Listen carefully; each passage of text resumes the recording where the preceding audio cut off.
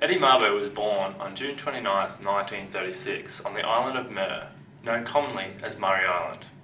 Murray Island is located in the Torres Strait between Australia and Papua New Guinea.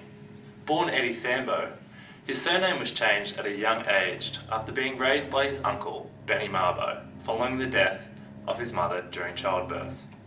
Eddie went to school on the island, and from a young age he was taught a lot about his family's land, their traditions, and his heritage.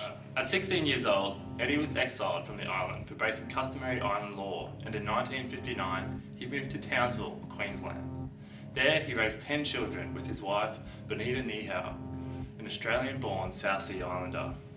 In Townsville, Eddie worked multiple jobs, including working on pearling boats, cutting cane, and working as a railway fettler.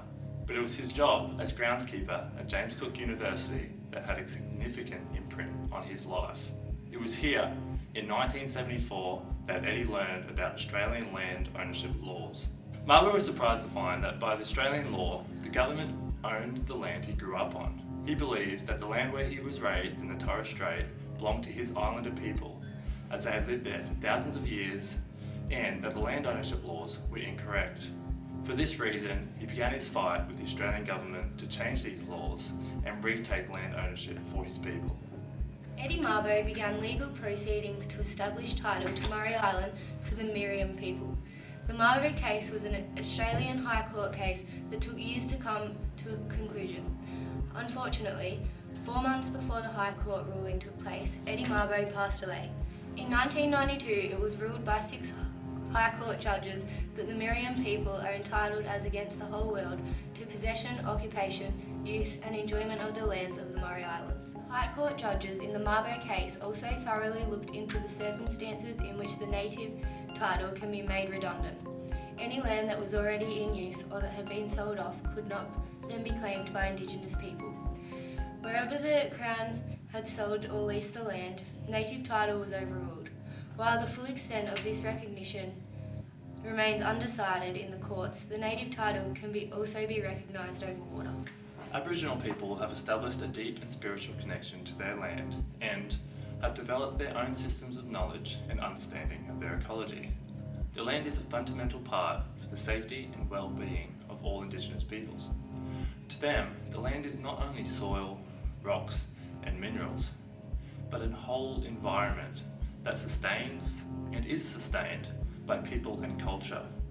The land is the core of all spirituality, and this relationship and the spirit of country is central to the issues that are important to Indigenous people today. The Eddie Mabo case finally acknowledged the history of dispossession in Australia and put an end to terra nullius by altering the foundation of Australian land law.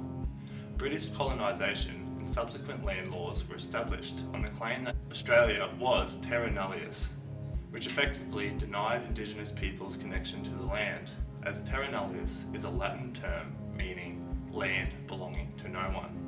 It was on the 20th of May 1982, Mabo and 4 other Indigenous people had begun the claim that Miriam people had continuously inhabited and exclusively possessed these lands. They have lived in permanent settled communities and had their own political and social organisation. The court's judgment in the Mabo case resulted in the induction of native laws into Australian law and removing the terra nullius myth, while establishing a legal framework for native title claims by Indigenous Australians.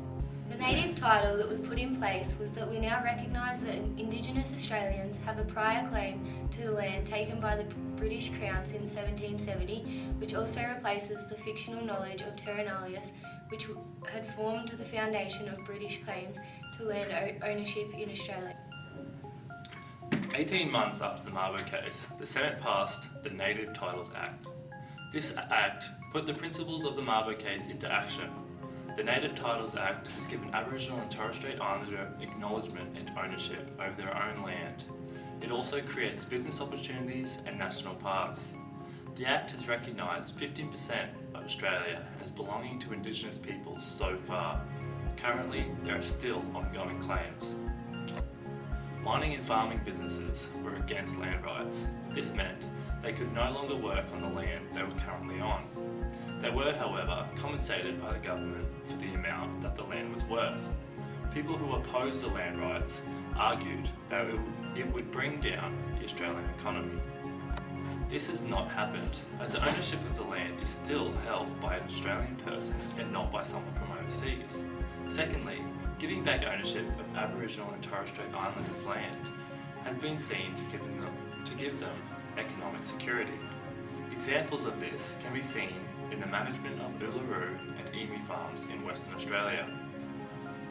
The Mabo case represents the cultural interface, as it is based on both Western and Aboriginal and Torres Strait Islander ideas and beliefs.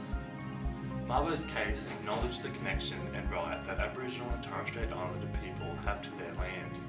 It has done this through Western law, proving that Australia was never terra nullius, and recognising Aboriginal and Torres Strait Islanders' claim on their land.